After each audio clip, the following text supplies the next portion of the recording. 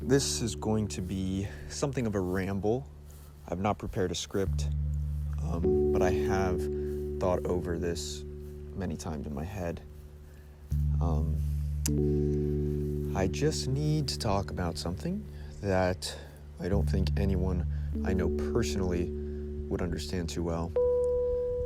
And also, writing further about it will only dig me into a deeper hole, as will be made known in this video. So the issue is essentially that there's not really a fantastic avenue for writing a novel in the 21st century. I'm not saying there ever really was. Of course, making, a work of art that takes a couple of years to create is never easy. And we're forced to work the entire time through it, never giving it as much attention as we would like. And even when we do have time off of work where we can spend as much time working on it as we would like, there's no guarantee of an audience to read the thing after. So then you spend potentially a couple of years working on something that no one might ever look at or see or read or care about. And that's okay, because the creation of a work is self-fulfilling. When you lose yourself in creating something, especially a work of writing, it feels as though the creation of the thing is valuable in of itself. But after several months of doing it, or maybe even a year, you do start to worry about the fact that, well, if the thing is self-fulfilling and no one will probably read it, why am I creating it? Is it only for myself? Is this only for selfish gain? Am I just plugging away in solitude so that I can have some kind of secret to myself?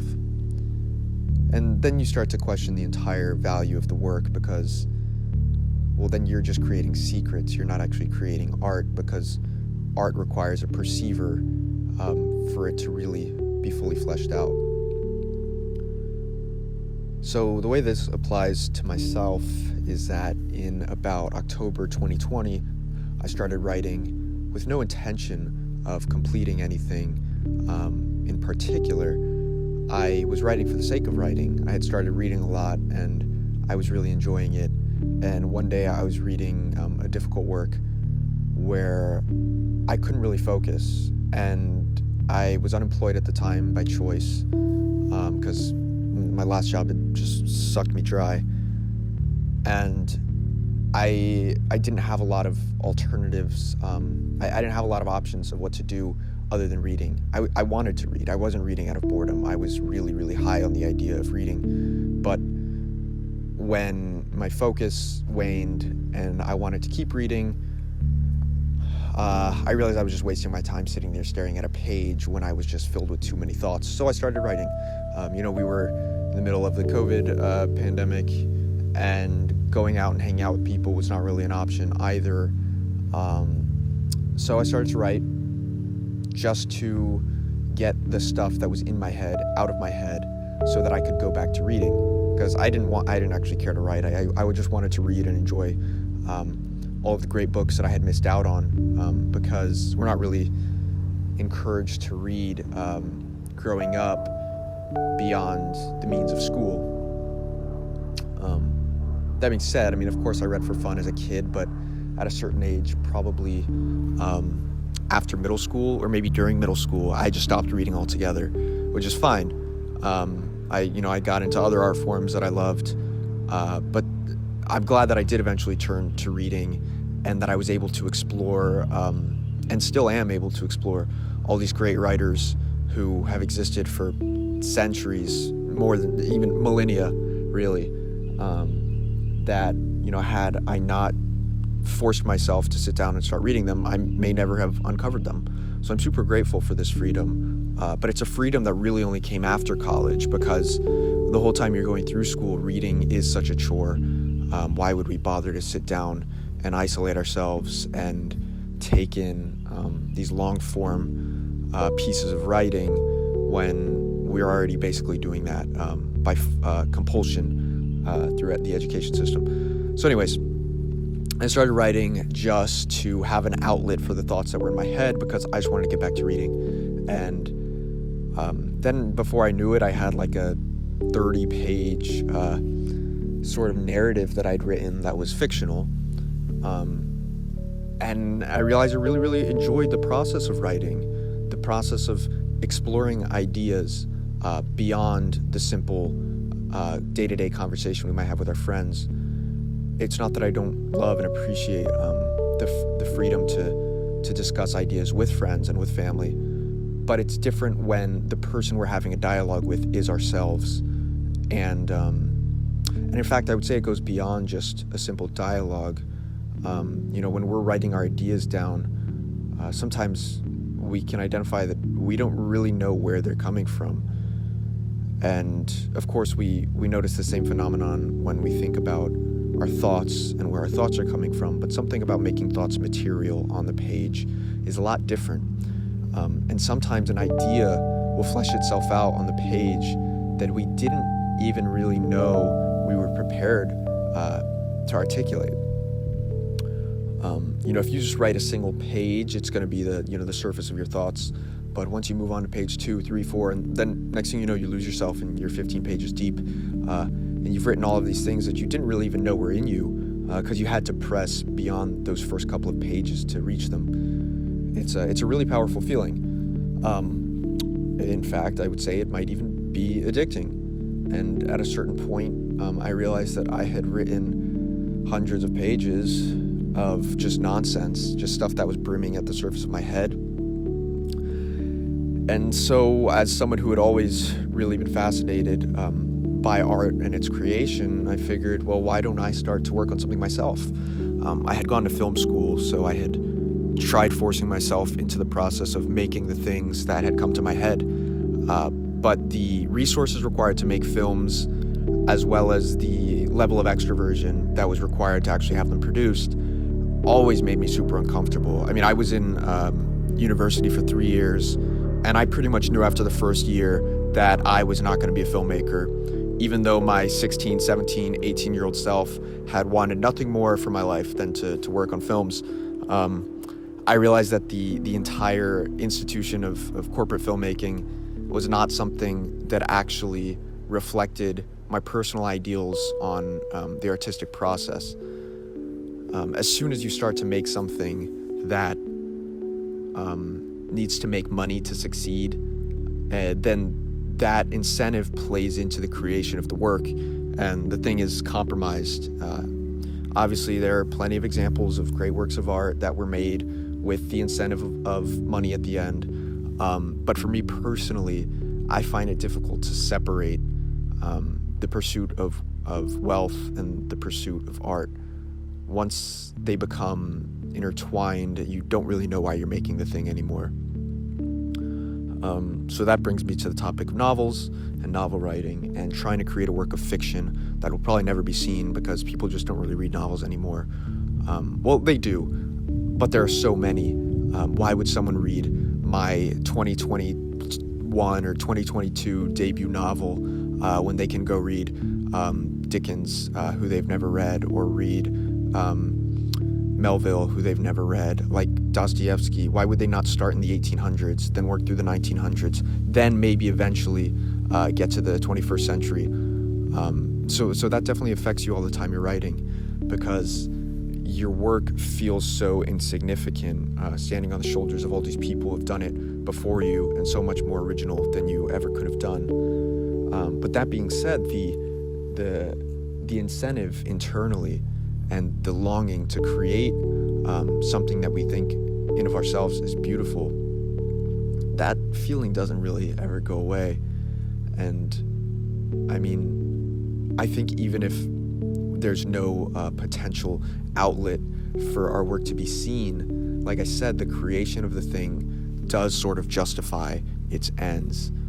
The process of sitting down before a blank page and allowing the hand, the mind, both unconscious and conscious mind, work together to articulate thoughts and experience, it's wonderful, it's beautiful. And done in short spurts, I think it's incredibly healthy creative outlet, especially if you have friends or family who you can write things for. Letter writing, for example, is one of the greatest joys. Once you start writing things with people in mind, it's still art, but it also compromises your vision a little bit in that you're creating something for someone, so you do have an agenda outside of simply free creative expression. But that was an unnecessary tangent. I think having a small creative outlet, whether it's photography or videography, poetry, narrative prose, sculpting, ceramics, painting, whatever it is that you're drawn to, I think these things are extremely necessary. And it's honestly the only serious freedom from the pursuit of capital these days. If you're working on something where you know all the while that you're working on it that you never intend to submit it to any kind of institution that might reward you monetarily, then the entire time you were working, you truly were free. You were not slave to some reward that you didn't want to receive. I'm not saying that the pursuit of wealth in of itself is a negative thing, but in a world that we were born into and forced to constantly pursue wealth, it feels amazing to be able to take part in something like a work of art that we don't expect to be rewarded from. And that also does play into novel writing, though, in the worst possible sense, which is that you spend a year writing something and then you realize, wow, I have all of this stuff. I've never showed it to anyone. And then only then, when you begin to recognize that someone is going to have to see it soon for it to become real, then you start to question why you were working and why you continue to work. Because if the process of creating the thing is self-fulfilling, then no one needs to see it. But the inspiration for the creation itself were all of the things that I had read and watched and listened to, all of the music I had heard, all of the films I'd watched, all the books I've read. These are the reasons that I believe I was inspired to make something of my own. And so it would be silly to cut off releasing a work of art when the only way that I ever could have even been inspired to do it myself was by other people releasing their own art. But then when you start to consider that someone is going to have to see it and it's going to have to become a real thing and not just a figment of your imagination, not just a series of journals and documents filed away in your drawers and computers, it gets a little bit frustrating and even anxious, because then you realize, hey, maybe I'm not so comfortable with someone reading my work. Not only because I don't want them to criticize it, which I recognize is something that has to be overcome, but then also because then you're susceptible to the need to change or alter your work so that it'll be more digestible. For example, if you write things that are not necessarily easy to read, I don't mean in terms of the content being disturbing, but just in the methods of writing being very obscured, or writing kind of experimentally, I suppose. I definitely had a point at which I realized if I ever actually wanted to show any of this to someone else, I might have to alter it because I wrote in a way such that it made sense to me, because I didn't have a reader in mind.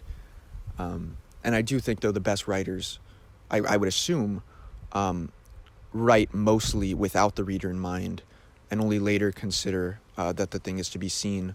Otherwise, of course, it's compromised by us trying to please a reader and kind of just pander to a potential audience. But I don't reckon that these things really affect a writer until after they have established a career. That's one of the strange things about writing a debut. When you're writing your first thing and no one has ever seen your writing and they have no opinion of what it is, you have this added sense of freedom to take as long as you want, to sculpt it exactly to your liking, because you know very well that if you do write something that gets seen by people, even if just a couple of people, I'm not even talking getting published, I mean, you finish a novel and a few of your friends read it, well, now there's an expectation on what it is you bring to the table as a writer. And I think these expectations are meant to be broken, but if you write something and people don't like it, I think it's kind of impossible to try to change it, or to try not to change it. I think if you make a painting and you show it to 10 people and they all kind of dislike it, even though before you showed it to them you were super proud of the painting, I think naturally we're going to try to resist it, but we will eventually give in and start to alter our style. Whereas that would actually be a better outcome, because then you have more room for growth. But if you make a painting and the first 10 people you show, if this is your first painting ever, and you show 10 friends or family members and they all adore it and they say, wow, that's amazing, well, then you're just going to stick to that initial style that you developed, rather than continuing to grow as an artist. And of course, all artists grow and change over time. But these variables of having to show something to someone, it does become a sort of source of anxiety, because you've protected the thing the whole time that you're creating it. You've had these visions in your head of what it's supposed to be. And then as soon as it's out beyond your head, it's on the page, and someone else is reading it and it enters their minds, it becomes a new thing all to itself. And of course, that's a beautiful part of the process, but it is something that needs to initially be overcome. It is kind of anxiety-inducing. Well, anyways, I'm sitting out here in my backyard, and it is a beautiful day, and I could just go on and on about this stuff because it's all just been in my head. I've told a number of people that I had been working on writing, and I've even told people that I was working specifically on a novel, and every time you say it, it just sounds silly. It's 2021, what the hell am I doing writing these stupid little words on my dumb little pages? But it doesn't feel silly until I tell someone. When you're working on something and you're reading books all the time, it's a super fulfilling outlet for all of the things that are happening in your head. It's like if you watch the cooking channel, the cooking network, Food Network, all day long, naturally you're going to want to, cook some of the meals that you see. And it's the same thing with reading novels, or watching films. When you start watching a ton of films, suddenly your brain starts to synthesize all of the great things you've seen, and naturally you have this longing to create something of your own, or at least that's how it works for me. I've talked to other people though. I kind of assumed that was a universal thing, but I had spoken to a family member not too long ago, and I was complaining and whining, being a little baby about having to work a full-time job when all I really wanted to do was consume art and make art.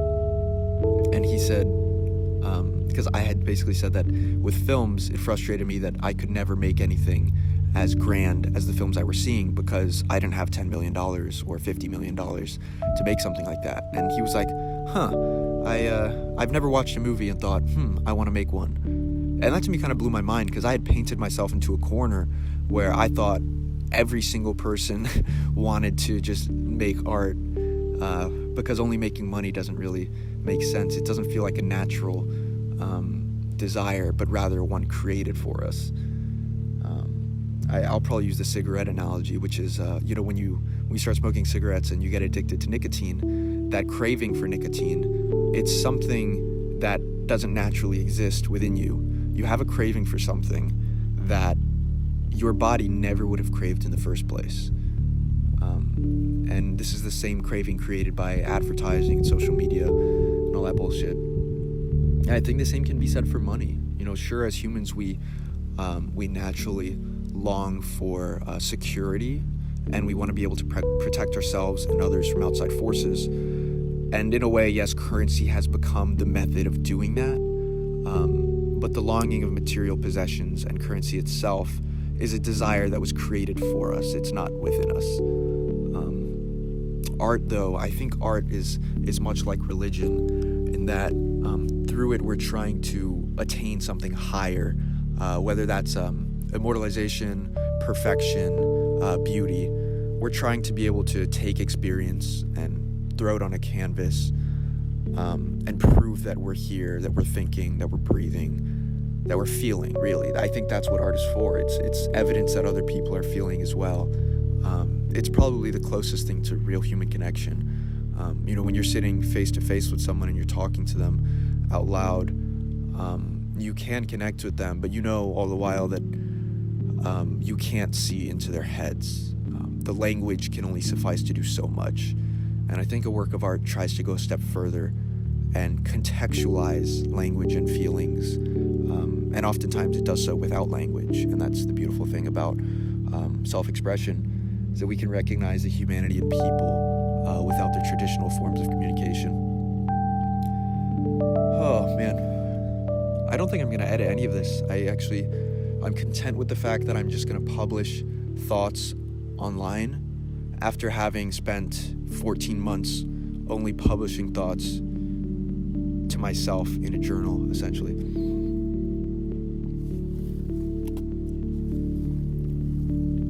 I don't even really care if anyone watches this.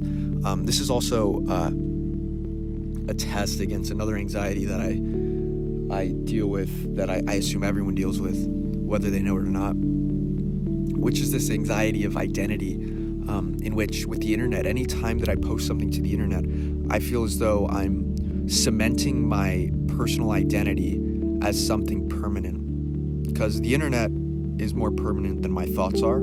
It's more permanent than my biological vessel is. I mean, anything I put online will probably outlive me. And so there's this great anxiety in which I have to kind of vet myself. I mean, I went to film school for 3 years, like I said, and I made some films, little things, just 2-3 minute experimental projects, some of which I was actually quite proud of, but I never went out of my way to share them with anyone. I would have to show them in class because it was part of the curriculum, and so my classmates would have to see them, and some of my friends would see them. But as soon as I had to show my work, I feel like any ingenuity that was involved in the creation of the thing was stripped. It was completely gone. Because in order to separate that variable of the influence of others upon a work of art, the only way to completely strip it away is by committing to oneself that when we set out to create something, no one will ever see it. If the whole time that you're creating something, eventually people will see it, I don't think you'll create something that is as genuine as if there's a lingering feeling that this might be seen by people one day. And I'm not saying that the idea of creating something to show someone is not art. In fact, I think it might all the more be art if you intend to show someone, because the shared experience of artistic expression is really what makes it real and what makes it consumable. Because if art is a process by which we expand the consciousness of others, then others have to see it, of course. But while I'm working, I certainly fear the fact that I might be doing certain things in my work to appeal to certain people. It's not necessarily bad though, but like, for example, let's say I have 10 close friends and I'm writing a novel, and only 2 of them know that I'm writing a novel, not because I specifically chose them to tell, but because only with them did the subject really come up. Now suddenly, while I'm writing, I'll find that they're inside of my head, and I'm wondering the whole time that I'm working, what might this person think? What might that person think?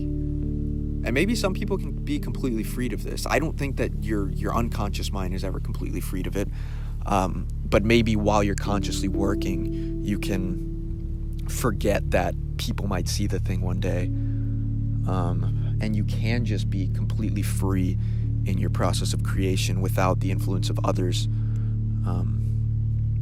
But no, I mean, those voices, those people, those friends, those opinions, they'll always be jutting around in our heads. They'll always influence us to a degree.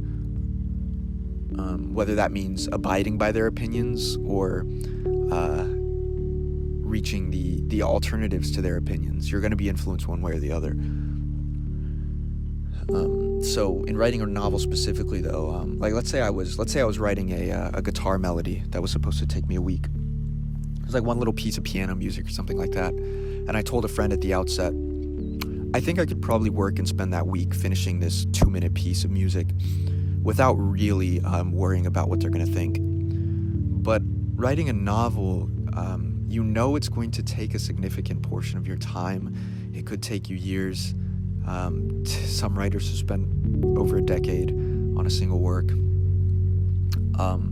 which I think is great, but for a debut, I think it's dangerous. Like William Gaddis, for example, with The Recognitions, he took about 8 years to write it, and it was his debut.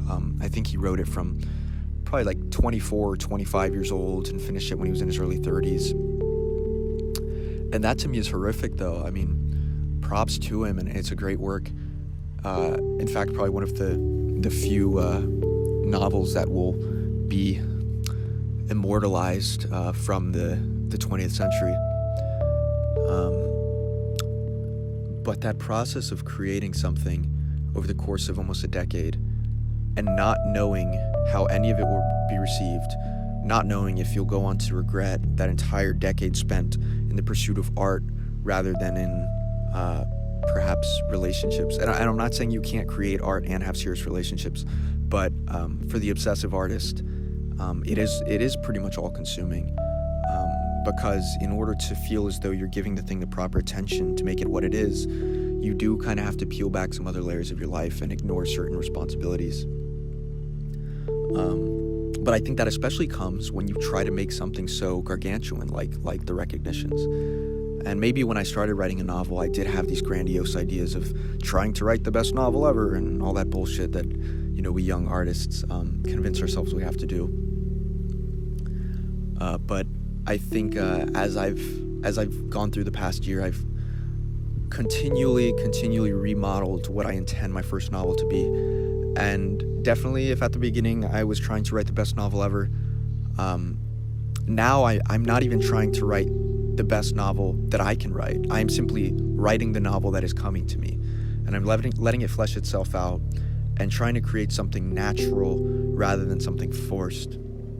But that makes it take a long time. If you sit down and force yourself to write something, you could probably knock out 300 pages in a few weeks because you're not as critical of the thing. You're just trying to write a novel. But I'm trying to let it come to me naturally. But none of this is supposed to be really about me. I'm trying to speak to the universal here, and I hope that if anyone does listen to this, that they can take away some things for themselves that they can relate to, and so they know that they're not alone, and that they're heard. There's other people experiencing the same feelings as them, even if in the 21st century the pursuit of art feels like a lost cause.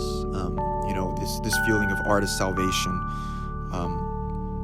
If religion and art were the forms of salvation we had for so long, it really, I don't mean to be a cynical young person, but it seems the only form of salvation now is pretty much capital, and I suppose science too, but capital runs the gamut in the scientific community, anyways. So we're just running loops, worshiping the cycle of capital, and I do think that art can be a form of salvation. If you've ever been affected by a great work of art, then you yourself have the evidence to know that art can be a form of salvation. It can be a form of enlightenment. Sometimes it can enlighten us to the wrong things. Of course, I recognize that. I'm not saying that art in of itself is salvation, but I think that salvation can come through it. And when I say salvation, I mean simply to be opened up to ideas that don't just stem from what we're told. I think in a world without art, we would suffer a greater authoritarianism than anything we've ever seen. Hence the reason why freedom of expression is one of the first things that's withdrawn in totalitarian states. I didn't mean to get into this. I don't even know how to articulate these thoughts because I wasn't prepared to discuss them. I really just did want to get into the fact that writing a novel in the 21st century is weird. You have to keep it private because otherwise you're going to be influenced to too great of a degree. People are going to start asking to see your things. Then you're going to start tailoring them to them. And I think it's still fine while you're writing a novel to also take time to write things for other people and write things just for yourself. That's definitely a trap I fell into that was more dangerous than anything else, because I had begun writing as a sort of therapeutic avenue, an outlet, a therapeutic outlet, really. And it made me feel great to just lose myself in the page. And you're not really losing yourself, you're more finding yourself, I suppose. And it's beautiful. But once you start writing a novel and you think, well, I have to finish this by a certain point, at least the way it worked for me was I stopped writing unless I believed that what I was writing was worthy for my final product. And that's no fun, because then you've completely reduced the thing that you were doing at first out of passion to something out of compulsion. And that's the whole thing that art is supposed to free us from, is from doing things compulsively. So yeah, if I think I've outlined so many little threads of thought that I could pursue further. So I will probably try to make some video essays and expand this channel a little bit. But before I did anything, I really had to make this rambling video because as soon as I got the idea of potentially posting some of my writing online, or maybe taking an old piece of writing that I didn't want to include in my novel, but I still wanted to be seen, I thought maybe I could make a video essay. Then as soon as I thought about making video essays, I fell back in the same trap with the novel writing, where I had to make sure something was perfect before I let it be seen. And so this video is my way of letting go of that. This is me letting go of all of those ideals I'd created in college and in high school, about only letting something out onto the internet if it's perfect, if it's finalized. I acknowledge that my thoughts here are all speculative, and in a month or in a year, if some of these feelings have changed, and if I've been given evidence derived from experience to change my mind on things, I'm willing to do that. But the fear in posting online is then if eventually you contradict yourself in some way, just because you had thought of something that was merely hypothetical, for example, anything I might have said in this video, then you feel as though you're cementing, I shouldn't say you, I feel as though I'm cementing my opinion anytime it's posted online, and anything I further post that might not be in line with my previous thoughts would seriously complicate my identity. Because to me, the identity is something incredibly fluid, and we don't even really know what we are. We're simply doing what we think is right all of the time, and what we think is right is constantly changing. Even if you follow a very strict religious ideology, even your understanding of that thing in of itself is changing. There really is no objective way to determine how to behave, how to exist as a human. And even if there was, things change, science advances, morality has new topics to have to tackle. With all of the new developments of political and scientific modernity, we continually have to change our minds on things. And so this idea that an identity should be cemented is one that I have to let go of. I know that other people still feel that way, and I've had friends say things such as, if you ever change your mind, this isn't verbatim, but someone once basically voiced to me that uncertainty and the changing of one's mind made someone untrustworthy. At least that's the vibe that I got from that person. And that kind of scared me, and I think for a while it made me afraid to even question my identity, because in order for me to even affirm to myself that I have an identity, I have to accept that it is something changing. And this, again, so I keep going in all these loops, but this video is me trying to let go of all of these things I'm holding on to and simply let ideas be ideas. I'm trying to accept that if I do want to create and make things in this world, the one that was presented to me, I can't use the old forms.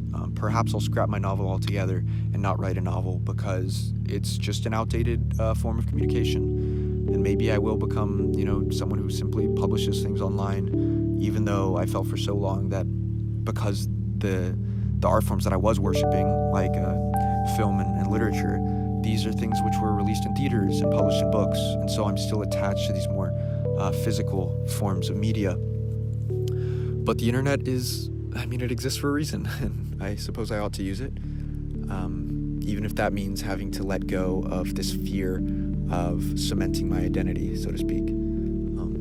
So I do hope this is the start of a beginning where I have a little platform here where I'm comfortable sharing thoughts and ideas online, because it is an exciting idea.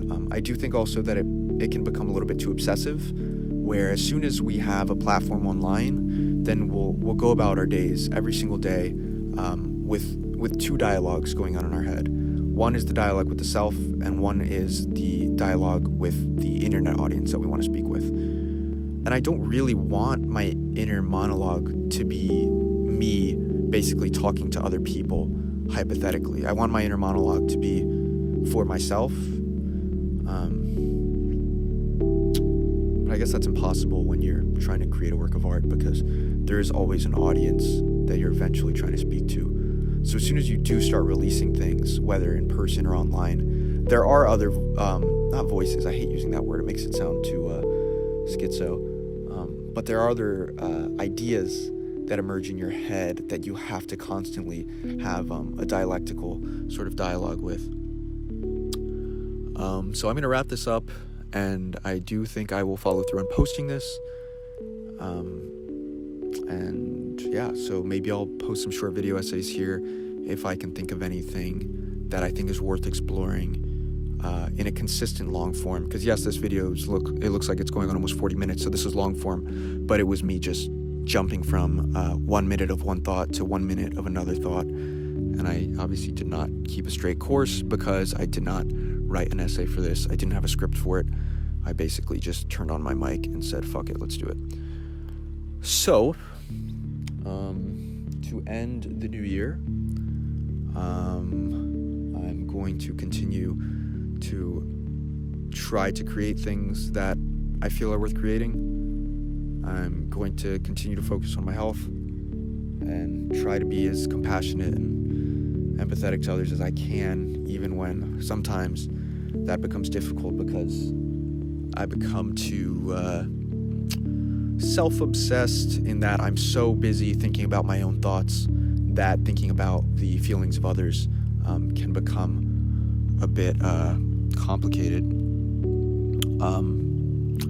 I think this method of overthinking everything definitely is more of a danger than it is a tool, for that very reason, because it does reduce compassion. Because when you're so intent on resolving your own inner turmoils, the ability to help reduce the suffering of others kind of gets lost. And the funny thing is, though, I can't speak for anyone else, but for myself, trying to resolve my own turmoils and overthinking all of those things, these begin in the pursuit of trying to make ourselves whole in such a way that we can make others whole.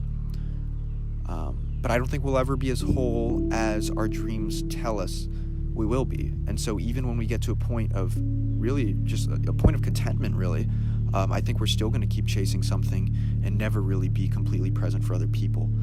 So maybe 2022, that is what it's time to let go of.